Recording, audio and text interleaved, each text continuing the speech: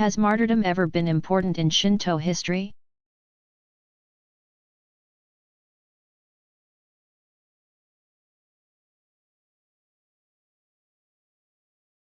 Shinto tradition reveres many religious heroes who died defending their emperor and homeland.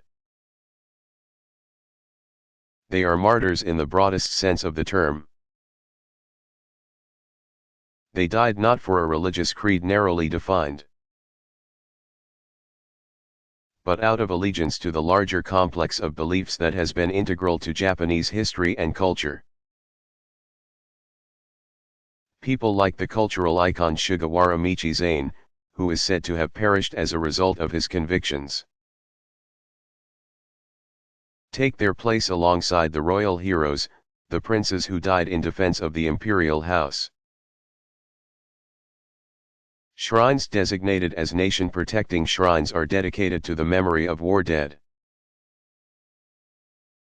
They enshrine as kami the souls of all who gave their lives out of conviction. Yasukuni Jinja in Tokyo is a fine example of such a martyr memorial.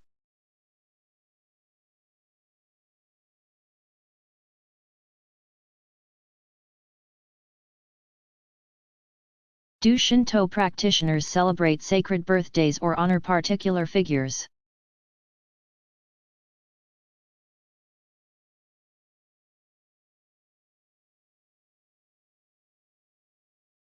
Many shrines hold special festivities in connection with dates important in the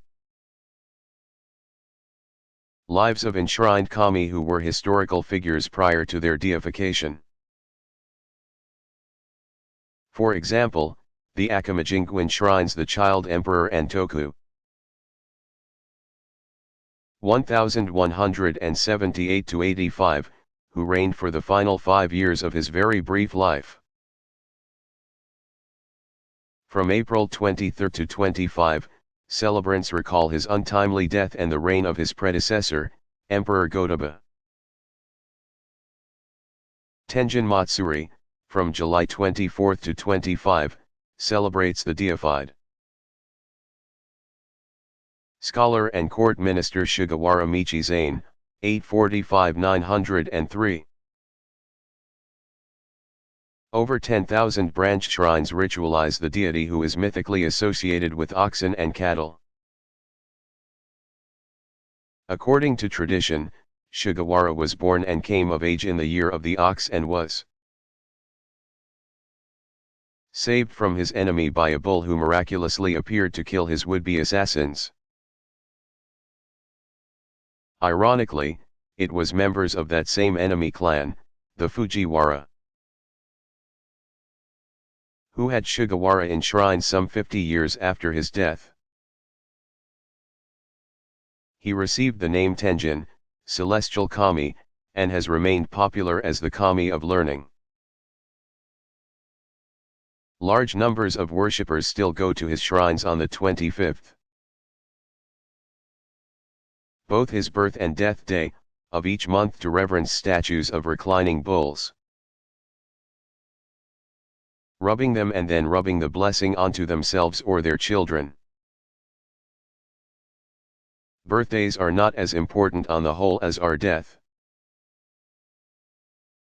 anniversaries and seasonal associations with the deified figures.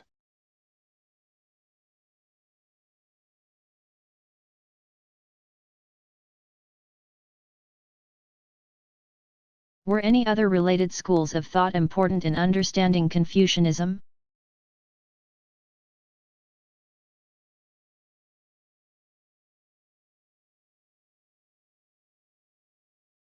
Mozi, 468 to 390 BCE, started out as a Confucian but went his own way,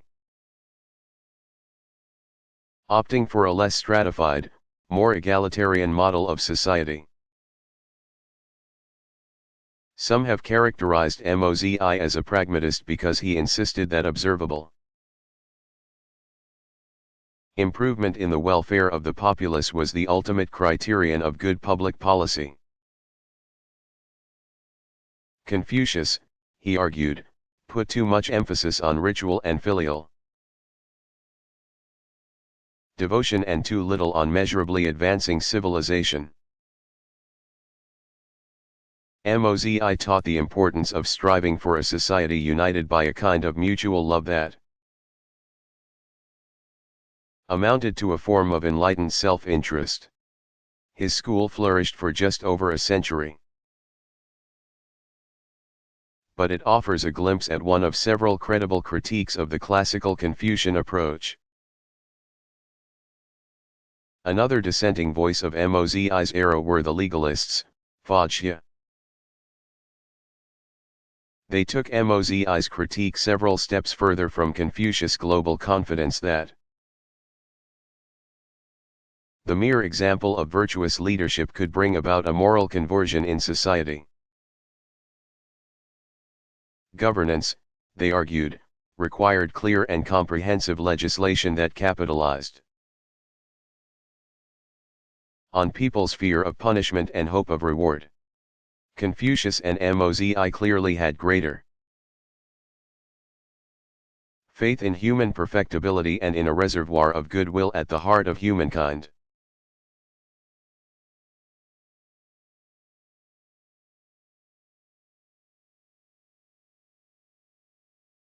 Do Confucians believe in an afterlife?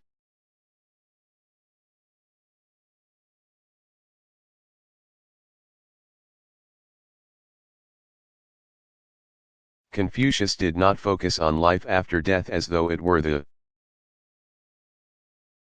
ultimate standard against which to measure the success of a life on earth.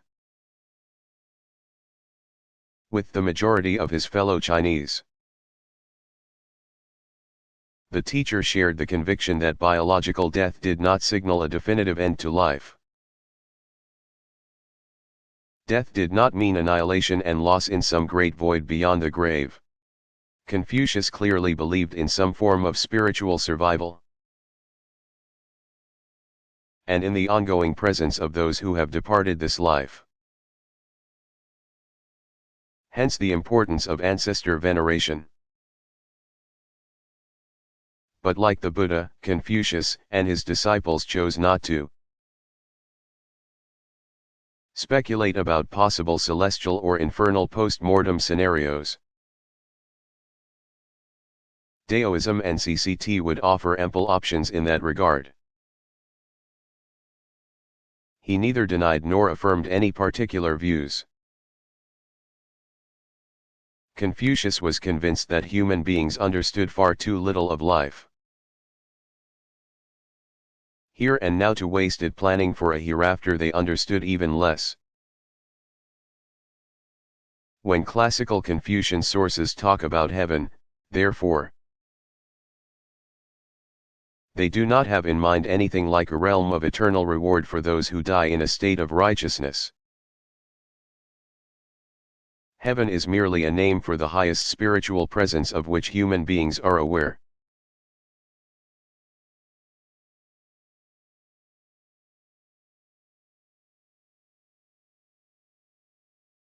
Do Confucians believe in angels? What about devils?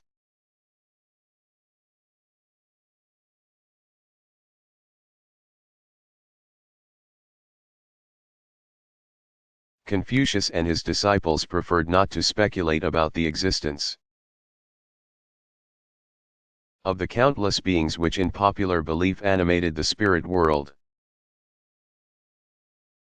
If there is good in the world, human beings can take some of the credit. When evil gets the upper hand, human beings must acknowledge their responsibility and set about re-establishing a just order. Confucian tradition does not explicitly deny that spirits, both satisfied and malevolent, regularly pass unseen and generally undetected through the lives of ordinary people. In fact, its insistence on the centrality of ancestor veneration is a clear, if implicit, acknowledgement of the spirit world. But apart from that, the tradition emphasizes the need for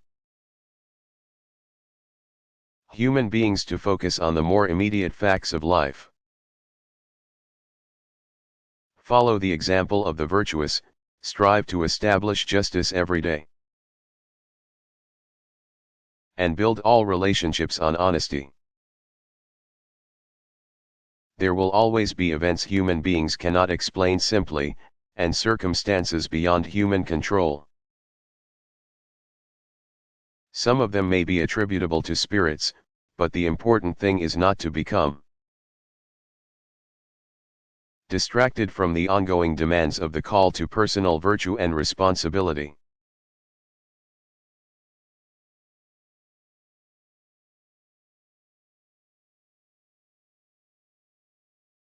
What do Christians believe about divorce and remarriage?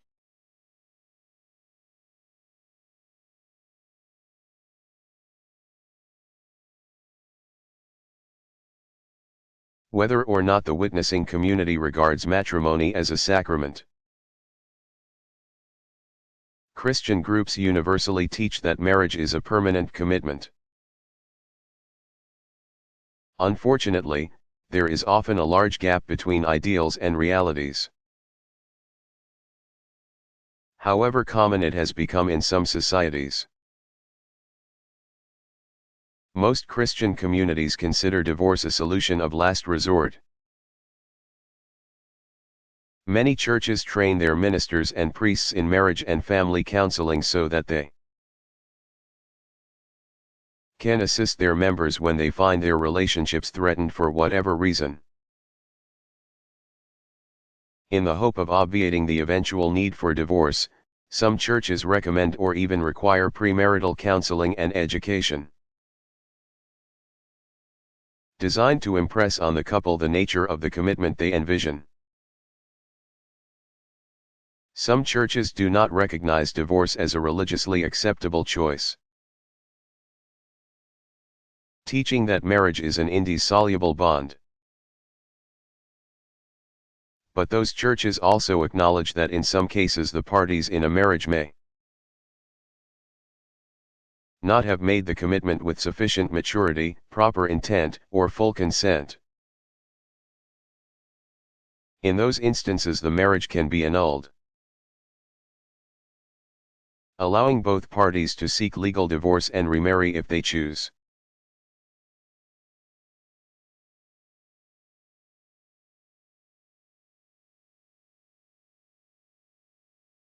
What does one do to convert to Hinduism?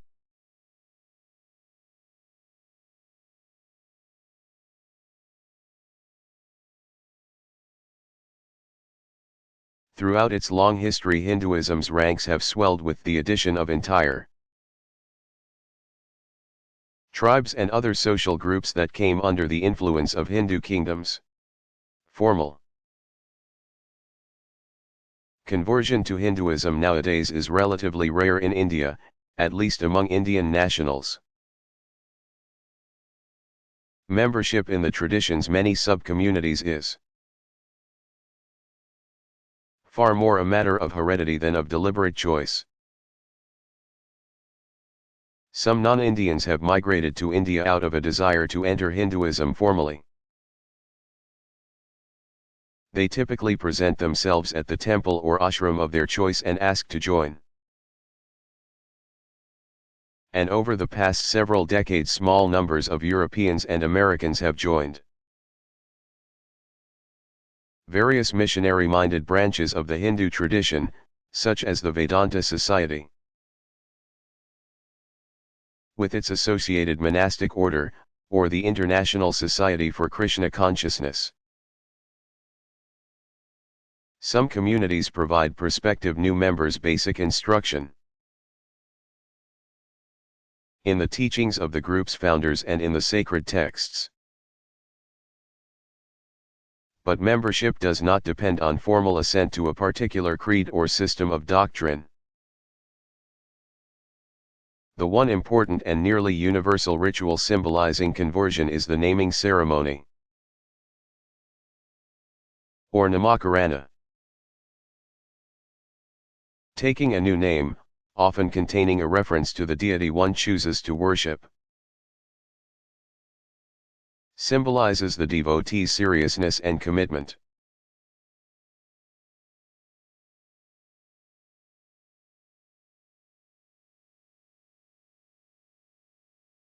What do traditions not focused on a revelation say about the source of religious truths?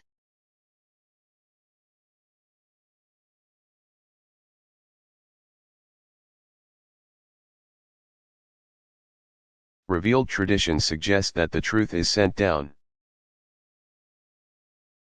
from on high and received by specially chosen persons. That is sometimes called the prophetic model. Other traditions have a rather different understanding of the process. From their perspective, eternal truth suffuses all things, filling the air with its creative sound and virtually bubbling up from the earth itself. Certain individuals specially endowed with unique sensitivities discover, hear, or tune into this pervasive and timeless wisdom. The greater Hindu tradition exemplifies this understanding in various ways, teaching that the divine truth has been passed along since time immemorial by seers and hearers. In China's major indigenous traditions, sages and rulers reflecting deeply on the signs all around them seek an awareness of the all-encompassing mandate of heaven. Japan's Shinto tradition offers another variation on the theme, drawing on the ageless well springs of nature's wisdom for guidance in everyday life.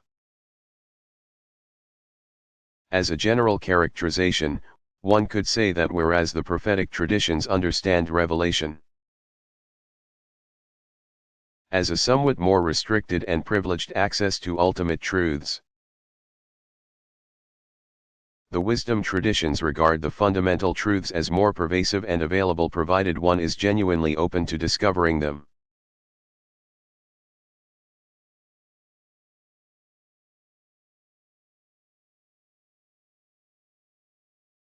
What is a religious calendar?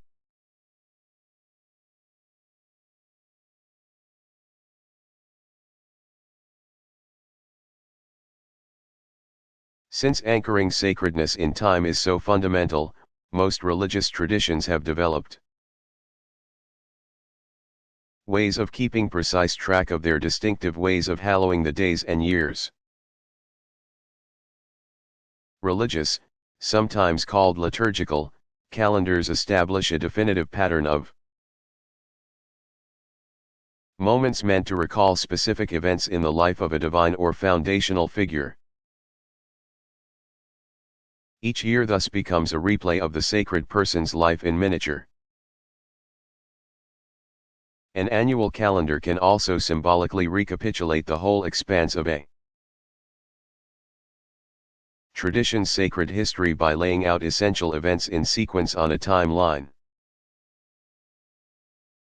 With every year, then, the community celebrates a renewal in faith, confident that each new cycle brings with it sufficient spiritual aid to carry on. The religious calendar functions as a kind of map of time that highlights certain seasons. Even the times between the high festivities thus take on special meanings as periods of waiting or expectation. In traditions that view time as linear, the religious calendar seems to have a forward motion,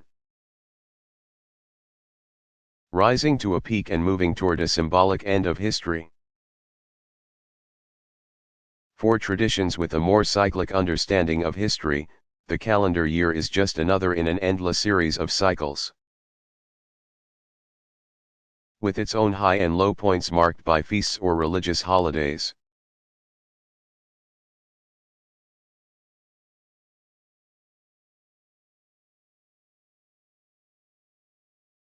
Who are some important women in the history of Hindu spirituality?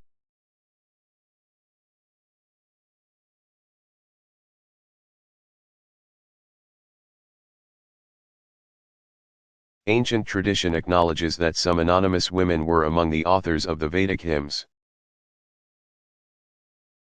Many other women whose names we know have made major contributions throughout the history of Hinduism. Here is a brief introduction to 4 of the better-known women from various denominations. Antal, 725–55 CE, was one of the Alvars, poet saints in the Vaishnava tradition. She was most famous for poetry in which she described her relationship with Vishnu in the language of bridal mysticism. Seeing herself as the spouse of Vishnu, she shares the spiritual longing of women mystics in other traditions who speak of total loving union with God. Devotees still sing hymns that set her poems to music. Mahadevi was a 12th century devotee of Shiva and a renowned poet in the Kannada language.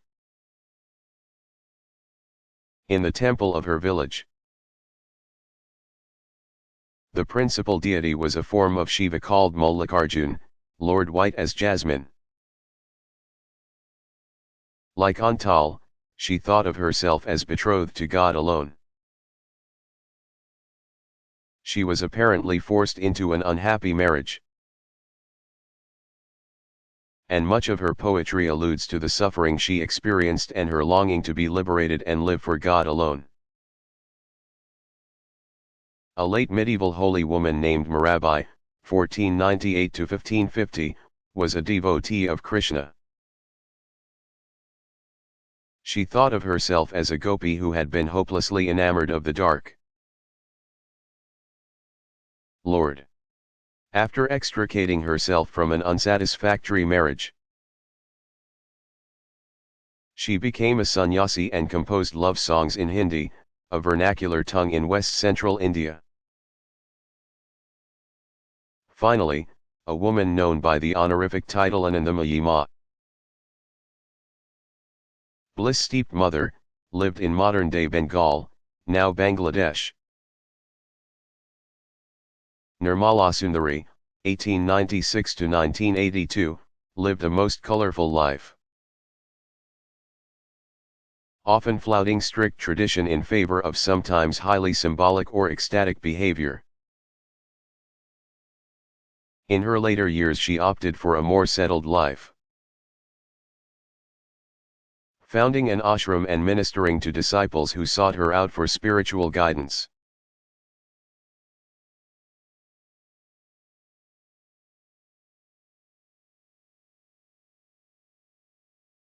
What is negative mysticism?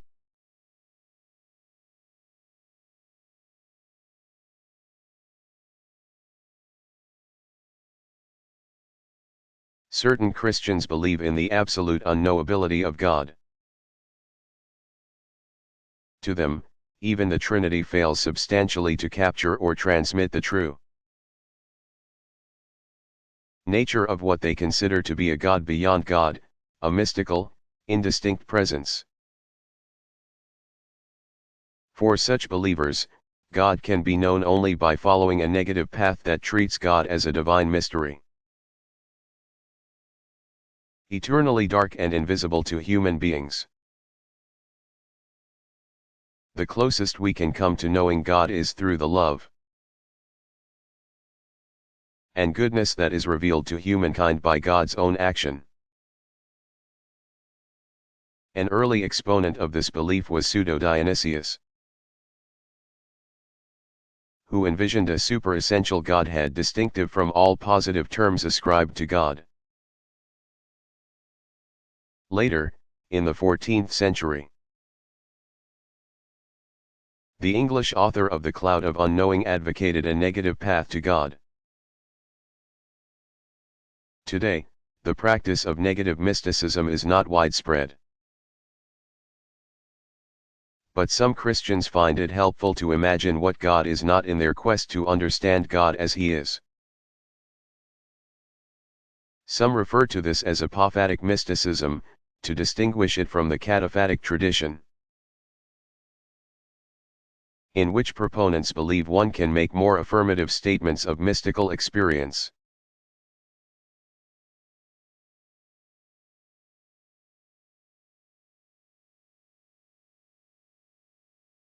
Are dreams and visions particularly important in Islamic tradition?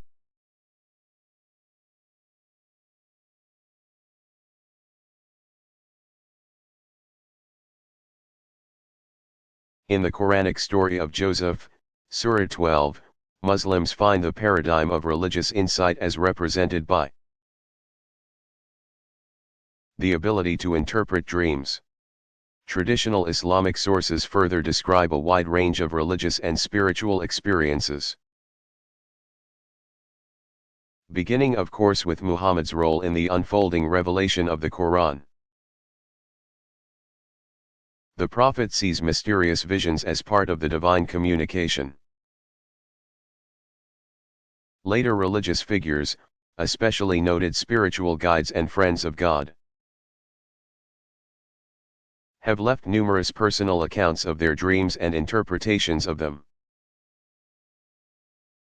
Muhammad himself is one of the presences they report, meeting most often in dreams and visionary experiences. These reports tell of encountering various holy persons in addition to the Prophet, especially those who had in life been of particular significance to the dreamer or visionary. Sufis sometimes tell of meeting the mysterious Isra, a figure included in many lists of prophets, who appears for the purpose of initiating the dreamer into the Sufi path through investiture with the patched frock, kurka. Though the accounts sound as if they are reporting events as real as having breakfast, most are clearly talking about spiritual experiences that are well beyond the ordinary and thus are not subject to ordinary scrutiny.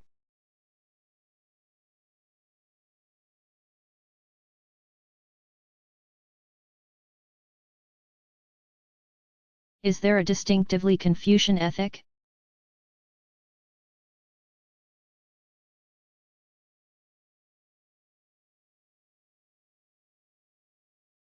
A Confucian formulation of the universal golden rule at first strikes the ear as rather negative and passive. Do not do to others what you do not want done to you. But the Confucian ethic turns out to be overwhelmingly active and positive, because of its emphasis on cultivating the natural human capacity for virtue. The master's positive approach revolves around several key concepts. First and foremost is li, principle, or propriety, consisting of a whole range of directives for human behavior. Much of li arises from the customs that embody the spirit of community. When people can rely on propriety in all relationships, as enshrined in time-honored practice, they experience assurance and freedom in their relationships. Confucius gathered a huge catalogue of social rituals, not out of antiquarian curiosity, but as a way of preserving what he considered the best of tradition. Ritual propriety is not meant to confine, but to give a sense of lightness and freedom. Without li, he thought, there can be no justice, no morality. For a society without propriety has no foundation in respect. Of equal importance is the notion of shu, reciprocity in interpersonal relationships. Reciprocity is essential to putting li into action, for it governs the 5 principal human relationships and the 10 associated virtues. In the father-son relationship, the father must cultivate kindness, the son reverence. The elder brother must deal gently with his younger brother, who responds with respect. A mutuality of faithfulness and obedience should characterize husband-wife relationships. Let all elders be considerate of those younger, and expect deference in return. Finally, a ruler must strive to treat subjects with benevolence and benefit from their loyalty as a result.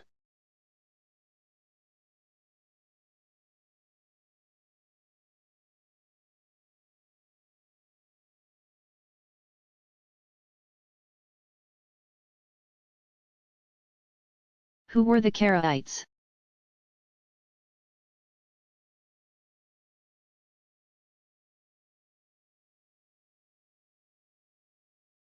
Around the middle of the 8th century, Anan ben David, c. 762–67, was elected counter-exilarch of the Jewish communities in Iraq. Tradition has it that he laid the foundations of a school of thought that would come to be called the Karaites, from the Hebrew to read, recite scripture, because of their emphasis on scripture as the sole basis of Judaism. Like latter-day Sadducees, the Karaites rejected centuries of oral tradition as superfluous. Like the Maccabees of old, they proclaimed every individual his own rabbi, capable of interpreting scripture for himself. Benjamin of Nehavond, c. 850, is said to have further developed the thought of Anan during the 9th century. The principal systematizer of Karaite thought was Daniel ben Moshe, c. 900, who led a kind of proto-Zionist movement in Jerusalem. Karaite rejection of Talmudic learning gave rise to their preaching a need to return to the Holy Land. Talmud and later oral tradition had, they argued, generally developed as a way of adapting the law to Jewish communities in exile. Return to the land would imply a return to the original sources and hence obviate the need for adaptive interpretation. Saadia, 882–942, the most famous Jayan of the Iraqi communities, led a vigorous counter-attack against the Karaite position, insisting on the need to combine tradition with revelation and reason for a balanced approach. Small groups of intellectual descendants of the original Karaites survived into the 20th century. But they have had little influence in recent times.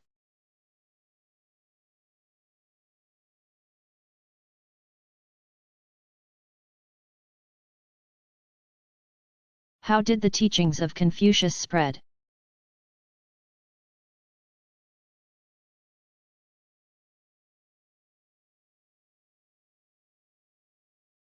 Very soon after his death, the followers of Confucius initiated what would become a centuries-long process of elevating their teacher above the ranks of ordinary people. They revered him as a special ancestral figure, the pinnacle of wisdom. They built a temple in his honor in Khufu in 478 BCE and, not long after that, began to enshrine statues and paintings of the teacher and his major disciples there. Official imperial exaltation of Confucius did not begin until nearly 5 centuries after his death. After Han Emperor Ping proclaimed Confucius the exalted Mt. Ni Duke of highest perfection in the year 1 CE, a dozen other sovereigns followed, bestowing similar accolades down to at least the 16th century. In keeping with the hierarchy of royal titles, the emperors decreed that Confucius would be known by such titles as Duke, First Teacher, First Sage, High King of Learning, and Ultimate Sage. Around 1530 CE, emperors stopped using the language of royalty and switched to a set of titles designed to reflect wisdom rather than temporal power. As early as the mid-5th century CE, the imperial authority dedicated a temple to Confucius, and within a century or two decreed state-sponsored offerings in the master's honor. Though Confucians have never considered Confucius divine, he has clearly ranked at the very zenith of human perfection.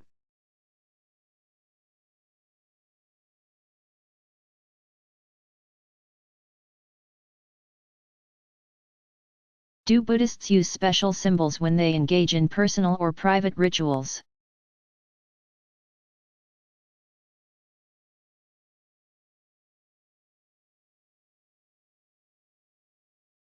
A number of prayer aids and other ritual accoutrements are common in many Buddhist households. Prayer wheels and prayer flags, used especially in the Himalayan nations but elsewhere as well, symbolize the belief in the ideal of continual prayer. Prayer wheels contain bits of sacred text inside a small drum fitted with an axle-like handle. A short weighted chain attached to the drum makes it easier to spin it steadily. Prayer flags are strips of cloth containing sacred text and petitions, prayers sped aloft by the winds. Many Japanese households have a small altar, called the Butsudan, in which families keep tablets with the names of deceased relatives as well as images of the Buddha. In general, private rituals employ a scaled-down set of the same principal symbols used for temple worship.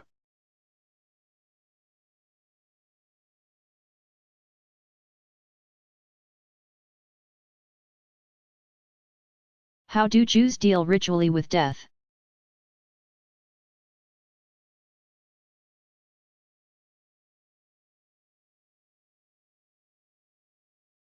Most Jews do not observe the custom of the wake, either at the mortuary or in the private home, since embalming is not customary. Cremation is not ordinarily done. Family members prepare the body and burial ideally occurs within a day of death. Sitting Shiva refers to a 7 Shiva day period of mourning for a family member. Friends and relatives visit the home of the deceased to extend their sympathy and pray with the family. Every period of 7 days naturally includes a Sabbath. But on that day mourners refrain from manifesting their grief outwardly.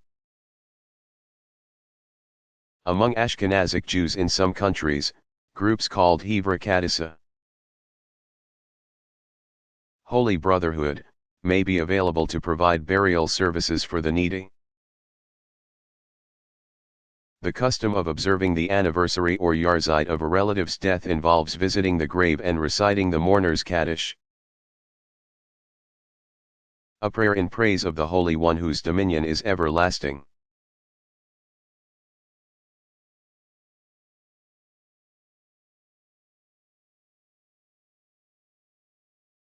What is meant by the term divination?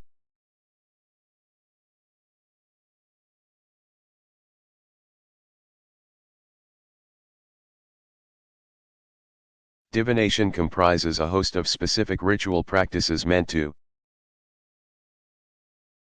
give practitioners a sense of control in the face of life's mystery. It occurs in association with most religious traditions, if only toward the popular fringe. Divination often involves some form of question and answer exchange.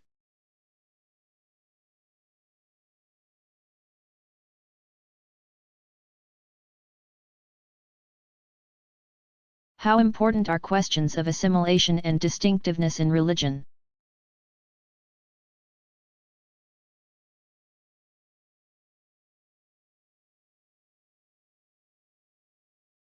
Concerns over religious cohesiveness and identity vary with social and political circumstances. For example, in the former Yugoslavia, Croatian Catholics, Serbian Orthodox Christians, and Muslims managed a remarkably peaceful coexistence. When political disintegration followed the death of Marshal Tito, divisions along religious lines began to assume greater importance. That was not a direct result of differences in religious beliefs, but because age-old social divisions had occurred along religious lines centuries earlier.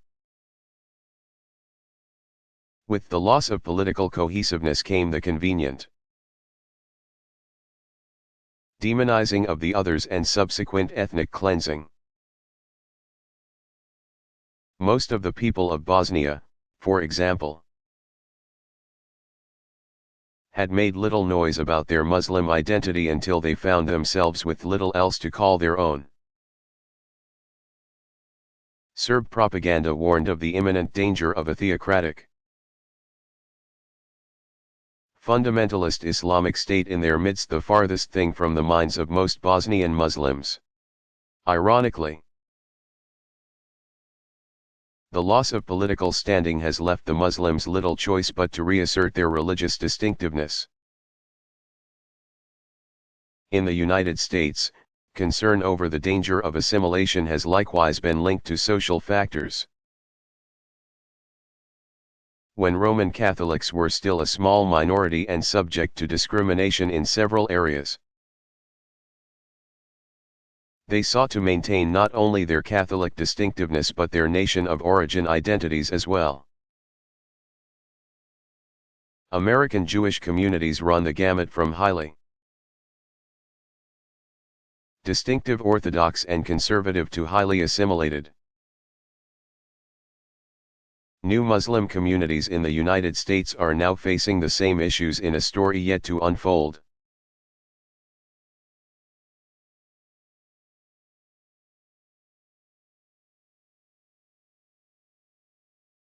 What does the term Matsuri mean?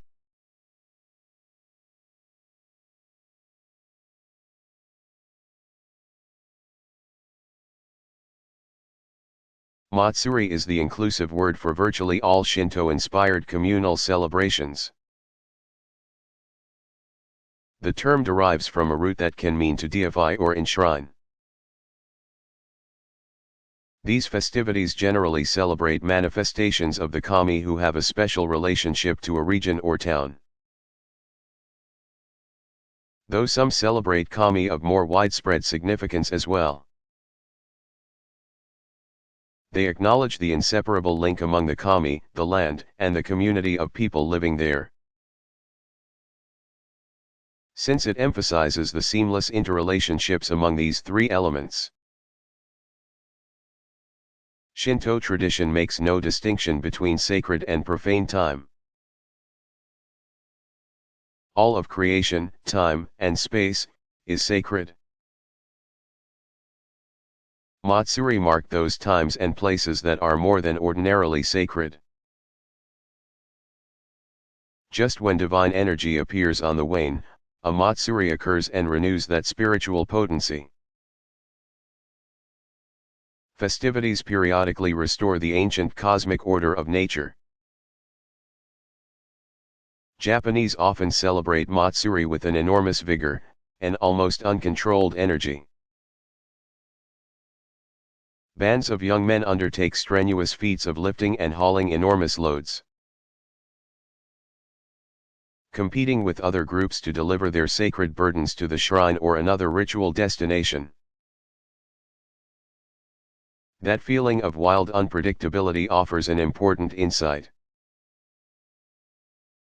into the Shinto sense of the divine as both benevolent and dangerous. Some matsuri are explicitly identified as non-religious civic events. But even today the majority are of religious origin and reflect classical Shinto or folk beliefs, or both. Most also retain their ancient associations with seasonal and agricultural concerns. Matsuri typically include both processions and activities within a shrine compound. Special offerings and prayers, plays and dancing and other entertainments. And communal meals are features of all the great festivities.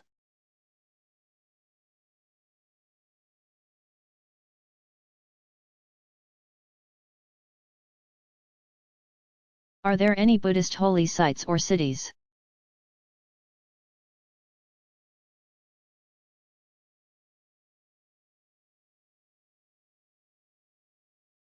Important to Buddhists universally are the places associated with central events in the life of the Buddha. Sites identified with his birth, the Lumbini Grove, Enlightenment, Bodh Gaya. First sermon, the Deer Park near Benares, and entering into Nirvana, Kushanagara, are at the top of the list. Pilgrims from all over the world now travel to India on pilgrimage to these and dozens of other locations of slightly lesser importance. No one city in India functions for Buddhists quite the way Mecca, Jerusalem, and Rome do for Muslims, Jews, and many Christians. Various cities have become associated with important Buddhist temples and monasteries, but they have rarely if ever attracted pilgrims precisely as cities. Instead, pilgrims head for specific sites and temples. Outside India, dozens of places are sacred to members of the various Buddhist denominations. Many are associated with mountains. Ancient pre-Buddhist traditions in both China and Japan, for example, attributed supreme sanctity to the high places that, according to some spiritual maps, marked the outer limits of the cosmos at the cardinal points. Different sects and lineages often chose mountains for their spiritual centers because of the centrality of Mt Meru in ancient Hindu myth. Mountains symbolize a point of interconnection among the several levels of the cosmos. They also can be readily imagined as huge mandalas around which spiritual seekers circumambulate en route to the center.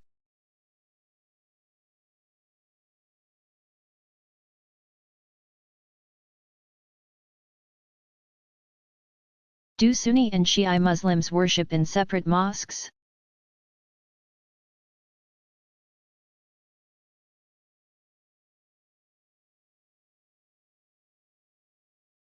That depends on a host of other social and political circumstances. In many places where Muslims are a small minority of the regional population, there are very few mosques. Most of them serve Muslims from all over the world without inquiring as to whether new members are Sunni or Shi'i. Shi'i Muslims who attend a predominantly Sunni mosque may discover that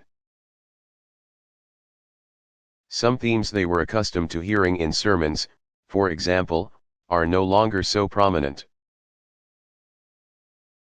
In some areas of countries like the United States, where there are growing numbers of immigrant and indigenous Muslims, people with ties to Iran or Iraq for example, there might be sufficient numbers to begin plans for a Shi'i mosque. The motivation for doing so more than likely will have a great deal to do with ties to a country of origin as well as a desire for a kind of spirituality more in keeping with distinctively Shiite interpretations of history and emphasis on the redemptive suffering of the Imams.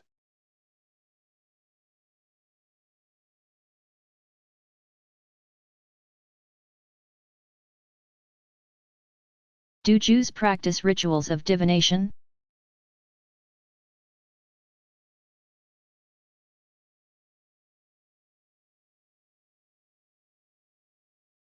In biblical times, one of the roles of the temple's high priest was to serve as a medium for oracles.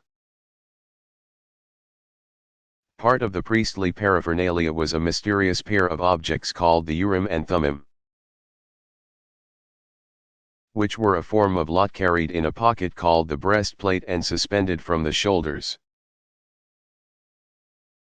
The Urim and Thummim, a pair of flat stones, are mentioned a number of times in the Hebrew Bible, suggesting that this form of divination was of some importance, even though others were explicitly forbidden. Thummim may derive from a word that meant perfect, hence of positive value. Scholars surmise that Urim probably carried a negative meaning. They may thus have been read as yes or no, guilty or innocent. For example, in determining the answer to a question.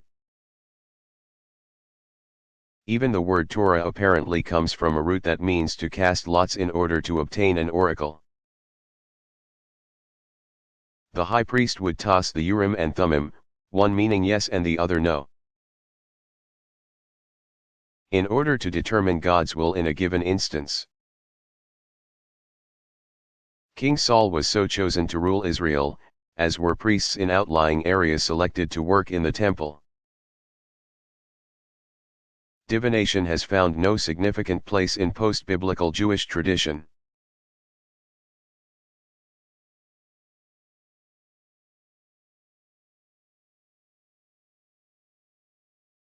What were some of the principal CIT ritual occasions?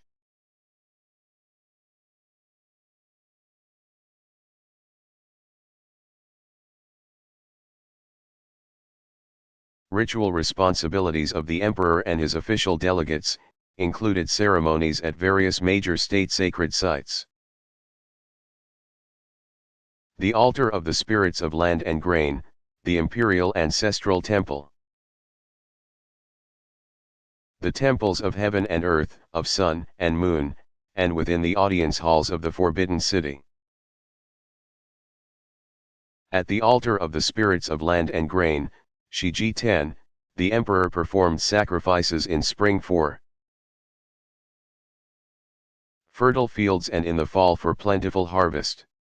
At the imperial ancestral temple, Taimiao, he led ceremonies associated with the anniversaries of his own ancestors back through the history of the dynasty. There, the ancestors were said to grant audiences with their royal public much as the emperor himself did from his own audience halls. At the Temple of Heaven, the imperial officials offered harvest prayers on New Year's Day, rain prayers at the onset of summer, and announced royal events, such as the designation of the heir to the throne. Within the Forbidden City, various important rituals occurred at the New Year, the winter solstice, and the emperor's birthday. Subjects acknowledged the emperor's lofty authority in the various audience halls of the city's outer court, located just south of the more private palaces of the inner court. The ceremony began early in the morning outside the Meridian Gate, the southern entrance to the Forbidden City. At the sound of 2 drum beats, 3,000 officials in 9 ranks processed into the courtyard before the Hall of Supreme Harmony. Once they were arranged, 3 drum beats announced that the emperor would enter from the Hall of Middle Harmony, just to the north, and take his seat on the throne. Music accompanied his entry and continued as the officials paid homage. Military leaders lined up on the west and civil authorities on the east. Both groups facing the central axis of the courtyard. Bird and animal symbolism was arranged on the robes so that the birds and animals of both groups were facing north,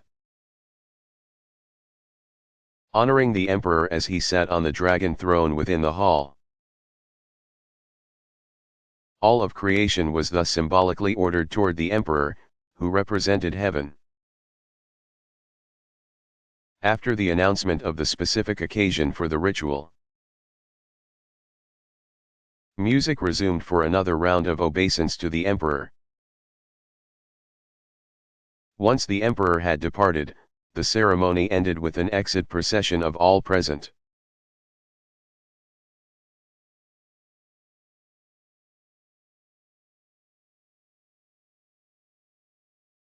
Are there any Hindu holy cities?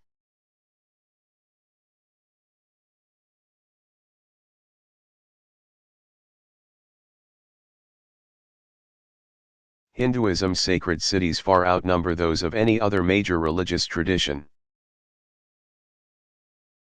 All the earth is of divine origin and India stands at the center of that divinity.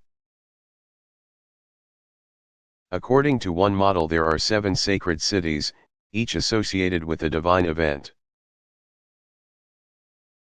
Benares or Kashi, city of light, is the home of Shiva. In Ayodhya, Rama set the capital of his realm. Krishna was born in Mathura, and from Hardwar the Ganges begins its journey to the south. These, along with Kanchi, Ujjain, and Dvaraka, form the basic grid of a vast network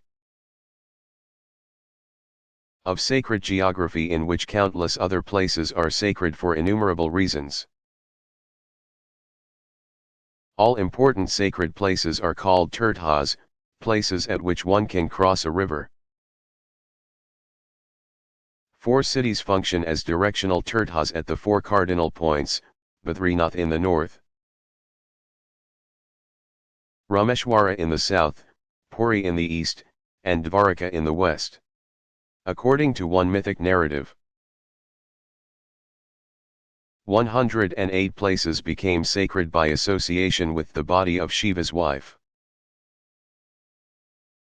Sati. After she threw herself on the funeral pyre, a grieving Shiva carried her remains across India. And every place bits of her fell to earth became a seat of the goddess. Every denomination and sect has its favored sacred city. Perhaps the single most important city, one that most Hindus acknowledge as sacred, is Benares. Though it is particularly holy for Shaivites, Benares's spiritual magnetism works on all devout Hindus.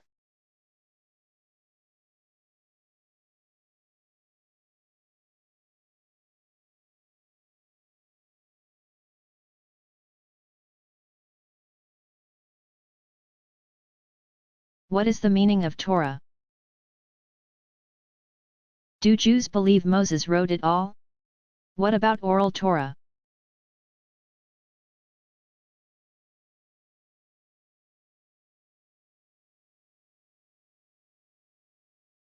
Torah is a Hebrew word generally translated teaching or instruction.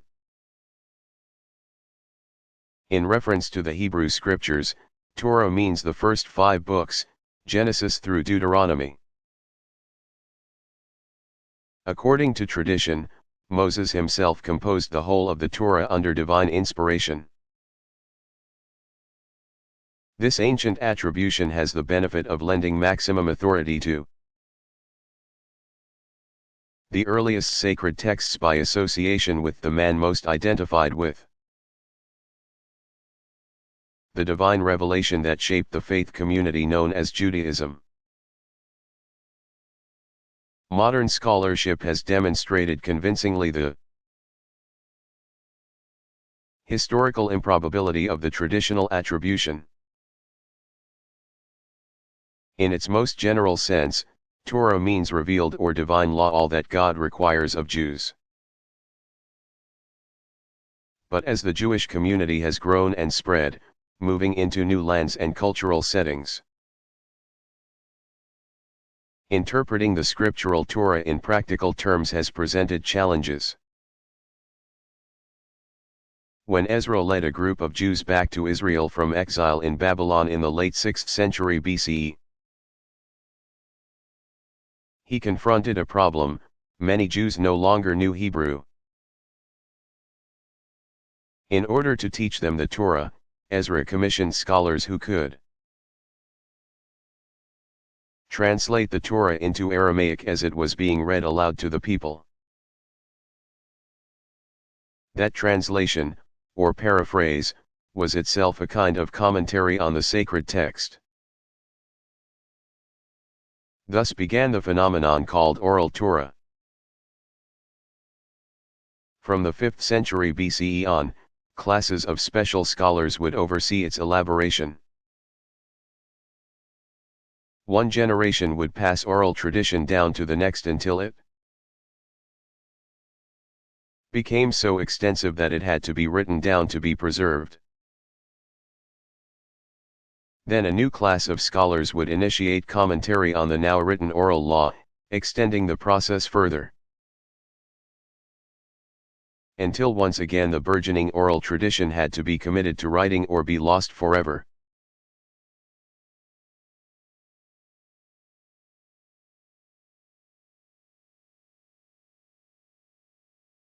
What is a denomination?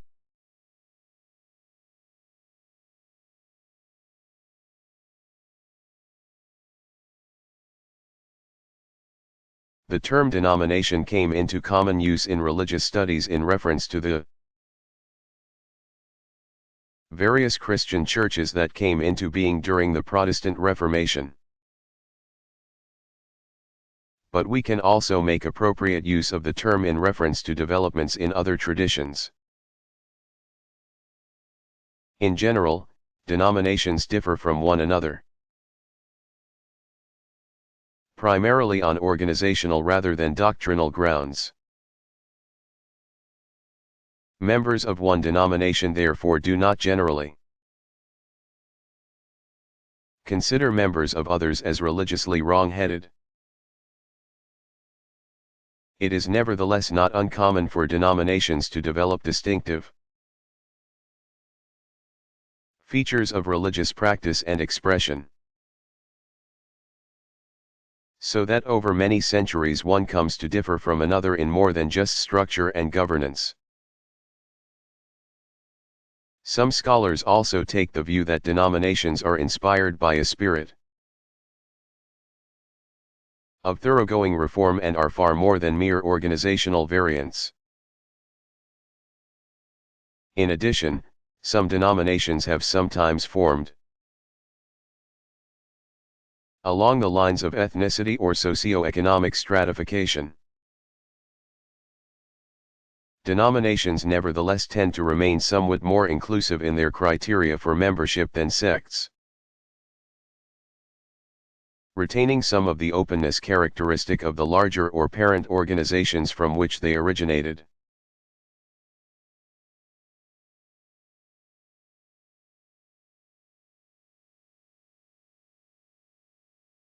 Are there Confucian rituals or beliefs around marriage and family life?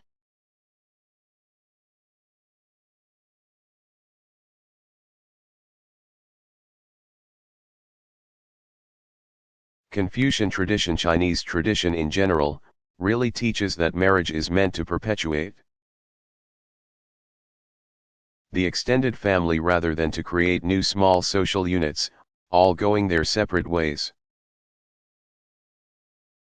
Marriages arranged by matchmakers have long been the rule. complete with elaborate astrological calculations to assure cosmic compatibility. The equivalent of a dowry from the groom's parents means the bride has been bought from her family of origin.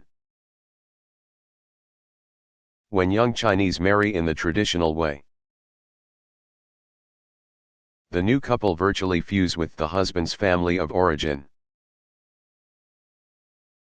As long as an older male survives in the groom's family, the groom and his wife own no property.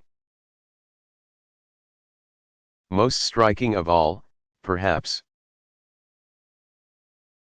is that the bride no longer makes ritual offerings to her own family, but only to her husband's ancestors. Young married couples have historically felt enormous pressure to produce a male heir for the family. Traditional Chinese marriage rituals have not generally been considered sacramental as in some other traditions. Nor is marriage a purely civil matter, for the family is the custodian of the sacred in Chinese tradition.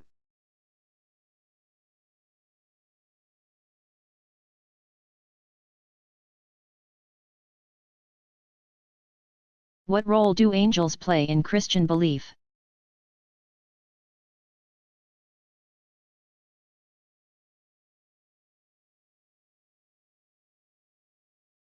Angels are spiritual beings with intuitive, though still partial, access to the ultimate truths. Roaming the universe at God's command, angels can make their presence known in countless ways. As messengers of the unseen world, angels represent God's ongoing communication with individuals on earth. Tradition divides angelic beings into 3 ranks or orders, each comprising 3 further choirs. In descending order, the first rank includes the seraphim, cherubim, and thrones. Second in rank are the dominations, principalities, and powers. Virtues, archangels, and angels fill the lowest 3 orders. Apart from archangels and angels, none of the angelic ranks descend to the human world. And the so-called guardian angels belong to the lowest rank. Michael, Raphael, and Gabriel are the only angels commonly named in Christian tradition. Many Christians consider themselves blessed and guarded by the presence of an angelic guardian. As the dramatic increase in colloquial American references to angels in recent times will attest. Even Christians whose traditions avoid talk of saints because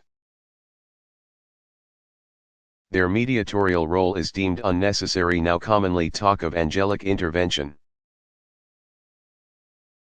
Some perceive angels as kind strangers or as invisible forces that prevent accidents, for example.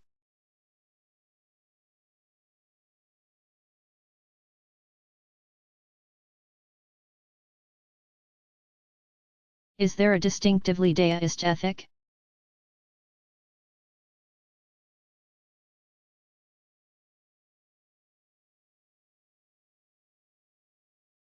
Daoism's version of the golden rule is this: if a person treats me well, I do so in return. If that person treats me unjustly, I nevertheless respond with goodness, like the ever-constant Dao. The central ethical principle is the enigmatic concept of Wu Wei. The term translates literally as non-action or non-effort, but it means something like acting naturally. Wu Wei is the ultimate in natural law. All things behave according to their inherent makeup. Human beings alone have a tendency to get it wrong by trying to take control where we have no business doing so and where there is ultimately no good reason for doing so. Only by observing the way of nature can people hope to grasp this elusive principle of uncontrived accomplishment. Wu Wei is not to be confused with laziness or indifference. Observe how nature brings about whatever is needed without stratagem or artifice. Nature does act, of course, and there is no lack of struggle in its doings. But it always returns to equilibrium. The key, then, is to act spontaneously, but that is not a recommendation to act impulsively. Behind the deist principle is the conviction that human beings will act for the greater good. So long as they are not merely reacting to unreasonable social or governmental restraints. Genuine moral leadership requires authentic altruism. The desire to lead by serving, the diametric opposite of demagoguery. Concern for effective government in a time of social and institutional disintegration seems to have given rise to the notion of Wu Wei. But Daoism sages embodied the principle in a way that recommended it as a fundamental religious and philosophical value.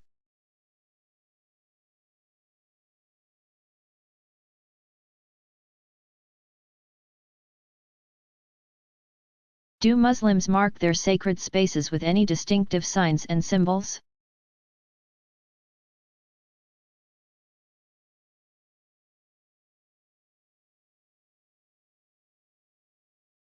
Drive by the mosque nearest you, there is probably one not very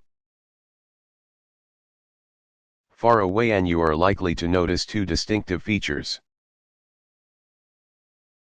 Attached to, or alongside, the building you will see one or perhaps two slender towers called minarets.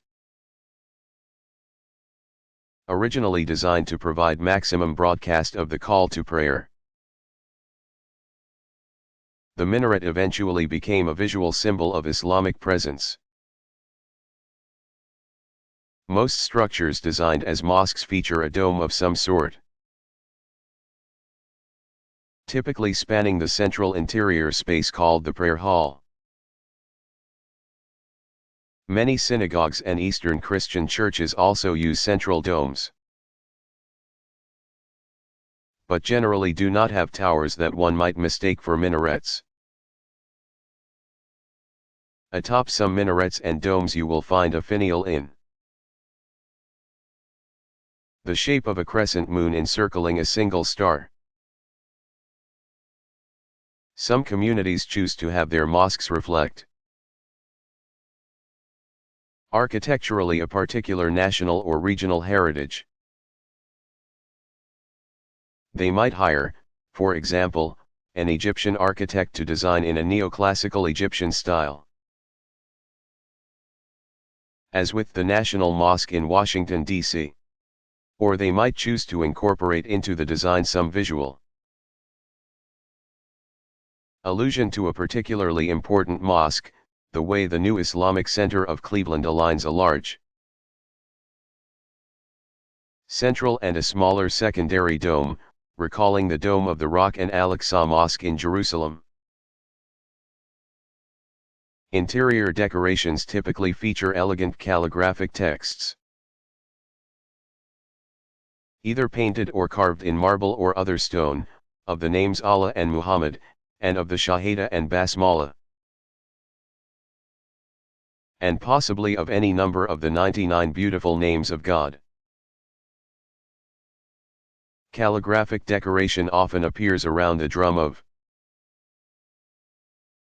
the dome and around the niche on the wall facing Mecca.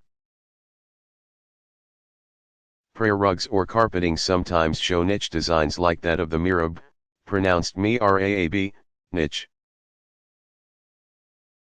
And somewhere in the mosque there will more than likely be a large picture of the sanctuary of the Kaaba in Mecca, and possibly also of the Prophet's mosque in Medina.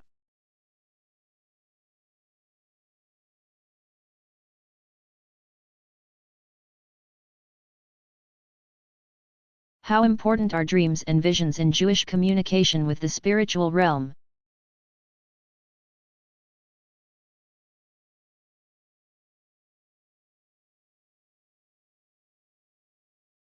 Numerous intriguing biblical accounts tell of a major religious figure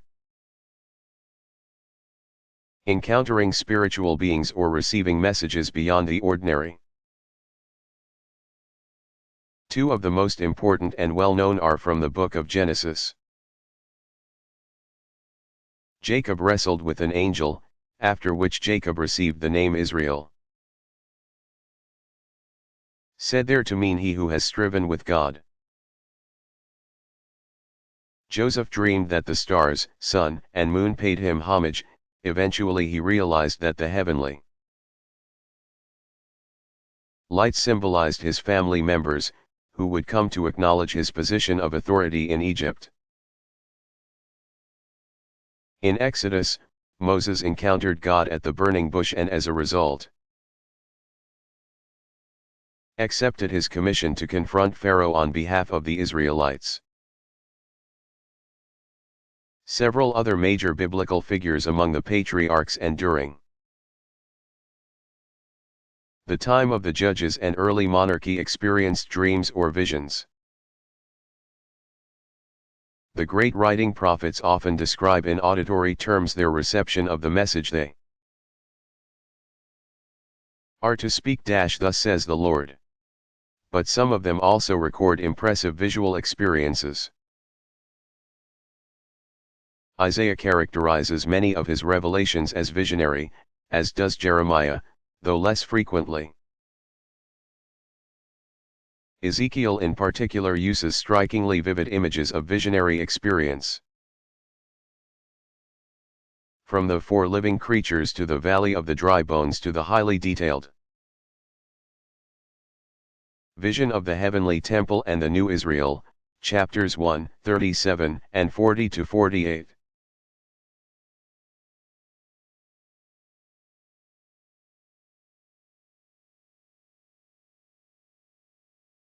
What does syncretism mean?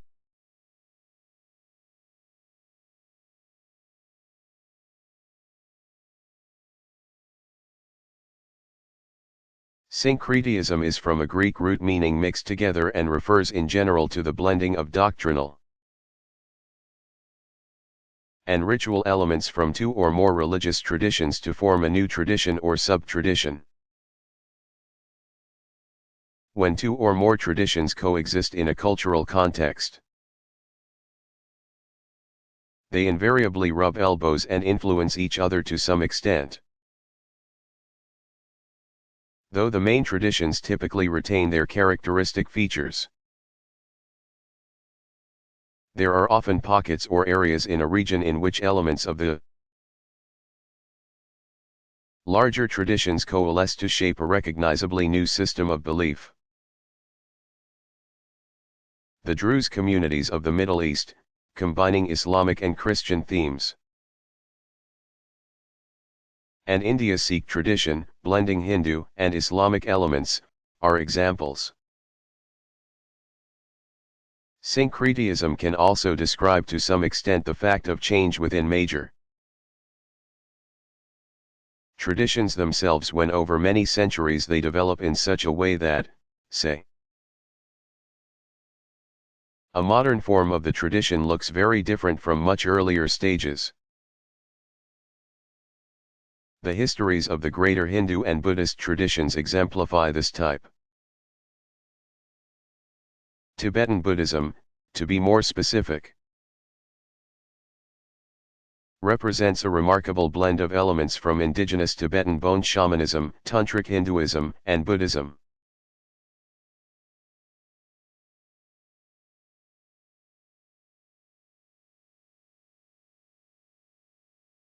What are the 5 pillars of faith for Muslims?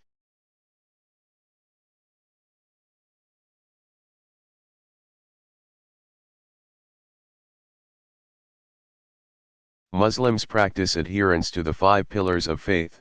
1. Profession of belief in Allah as the only God and Muhammad as his prophet. 2. Ritual prayer 5 times daily at dawn, at noon, in the afternoon, in the evening, and at nightfall. 3. Giving alms to the poor. 4. Fasting from dawn until dusk during the holy month of Ramadan.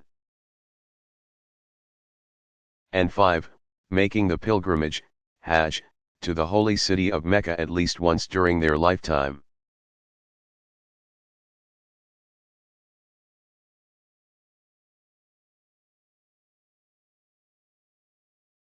Have Christians traditionally sent out missionaries to convert others?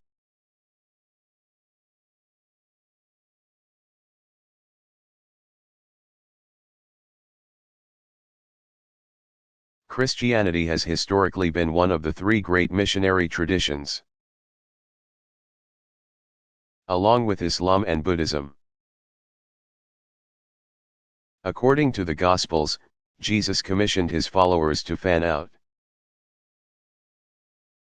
into all the world and preach the good news, baptizing as they went. Most famous among the early missionaries were Jesus' 12 apostles. Tradition soon associated Christian communities all over the Middle East and points farther flung, with individual apostles. Along India's southwestern Malabar coast, for example, members of families that converted centuries ago still call themselves Thomas Christians, in honor of Thomas the Apostle, who is said to have brought the gospel there shortly after the death of Jesus. Missionary activity on a global scale naturally increased dramatically with the Age of Discovery. In the 16th and later centuries, orders such as the Franciscans, Dominicans, and Jesuits sent their most talented people abroad, hoping to penetrate the exotic cultures of India, China, and the Middle East. In modern times, Roman Catholic orders and Protestant organizations dedicated solely to missionary work have multiplied throughout the world. Today, Christians generally take a different approach to sharing their good news with others, balancing missionary outreach with interreligious dialogue.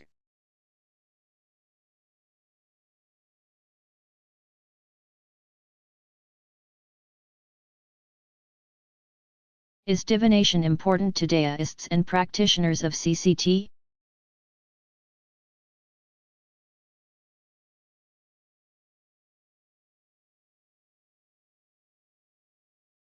Divinatory rites are more critical to Daoism and CCT than to many other major traditions. Long before Daoism came into being as a distinct set of traditions,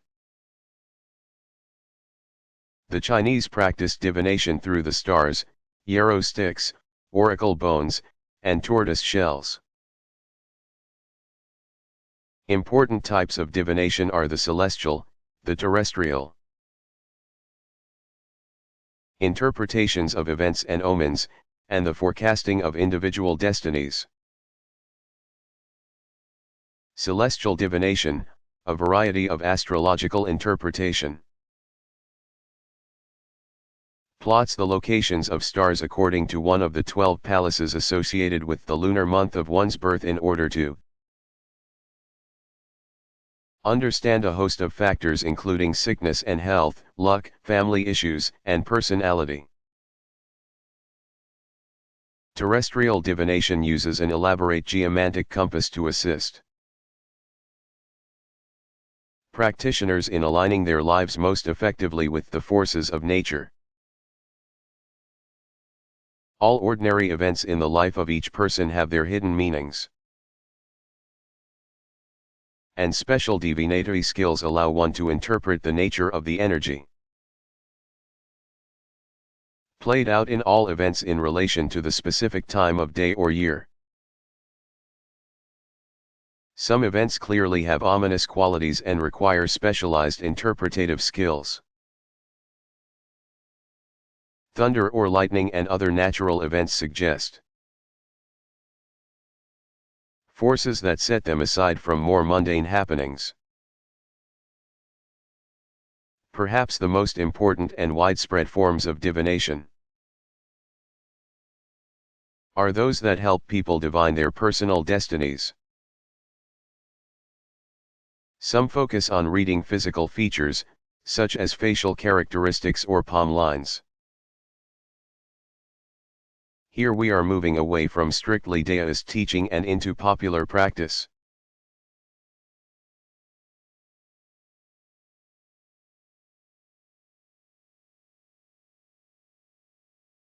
What is the human ideal in Confucianism?